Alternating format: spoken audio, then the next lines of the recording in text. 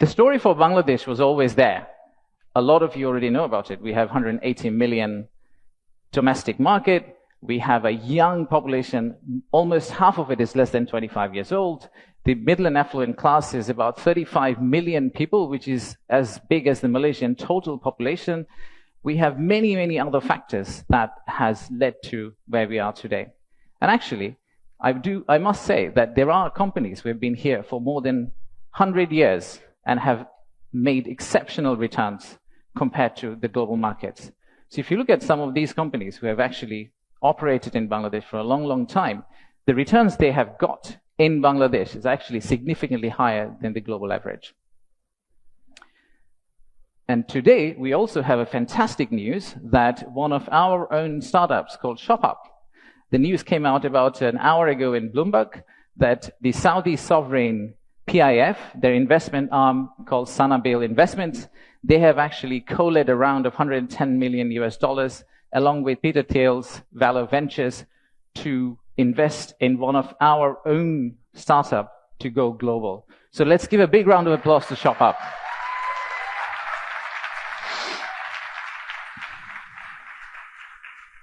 So that's today. That's today. So what's tomorrow? How do we go from here to the vision we had for 2035? So this $180 million story, or 180 million people story, is not enough.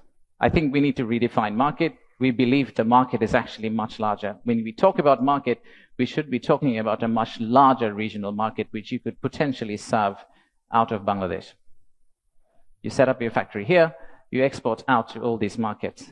At the same time, I would expect these markets to set up their factories and push it back to Bangladesh. Use the ports of Bangladesh and potentially export out to the rest of the world. So the narrative that we've had, why invest in Bangladesh, is not really a domestic market 180 million story. It is a regional story and it's a global story. To further strengthen ourselves, we have decided to enhance our port capacity. In Chittagong area, what you see now, we are actually tripling that within the next few years, which is essentially allow this region to consider Bangladesh as one of the biggest logistical hubs. However, that's not all. We need to do a lot more. So at the beginning of interim government's period, we actually decided to talk to more than 200 CEOs and entrepreneurs who actually are doing business in Bangladesh today. And we wanted to understand how can we convert our critics into our ambassadors. They are the only ones who could potentially bring business for us. They are the only ones who, if they've traveled abroad and say Bangladesh is a great place for business, that's when we are likely to get more investment. So we divided all their complaints into two groups, or the solutions that came out of their complaints. The list of challenges are very long. It's from the earth to the moon and back.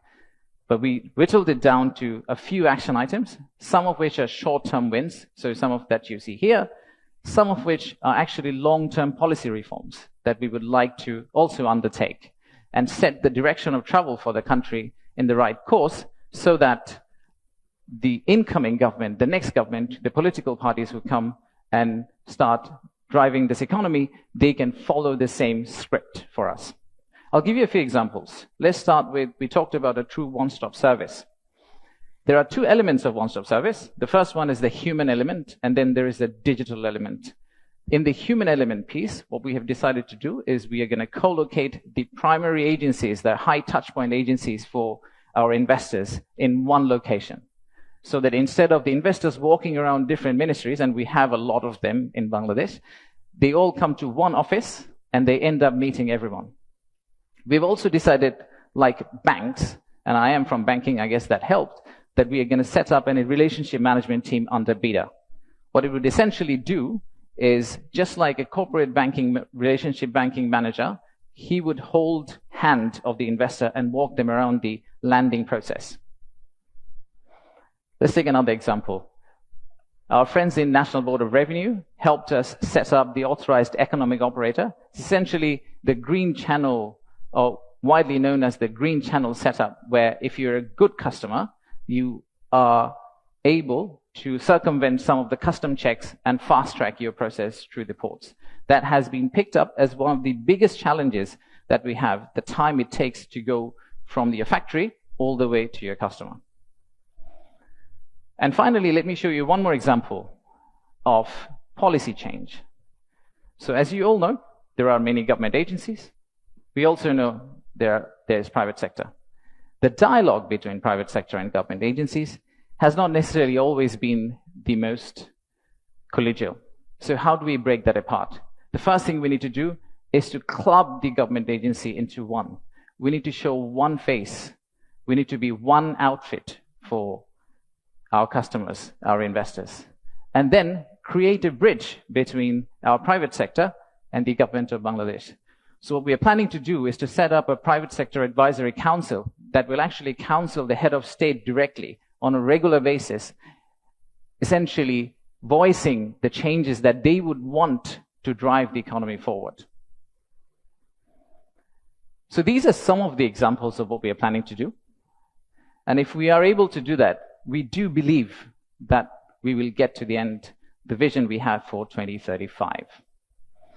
Now, of course, there are many, many other factual reasons, statistics, tables, Excel files that I can share with you to tell you why you should invest in Bangladesh. In fact, the next slide will have a QR code which you can scan and download, which will have essentially this presentation. So you didn't have to take the photos of the presentation, by the way. You will have this presentation, and you will also have an appendix of facts and figures and why we think competitively we're actually in a very better place than our competitors. So please watch out for the QR code. But before I go there, I would really like to finish off with this. There are economic reasons to invest in Bangladesh, but I really don't want you to invest in Bangladesh for the economic reasons. If you really think about investing in Bangladesh, think about investing in Bangladesh because of the transformational journey you're going to be part of. For the odd mixture of warmth and resilience our people have, and our century-old culture paired with the shared values that we have with you. So I rest my case here. Thank you very much for coming, and enjoy the rest of the day. Thank you all.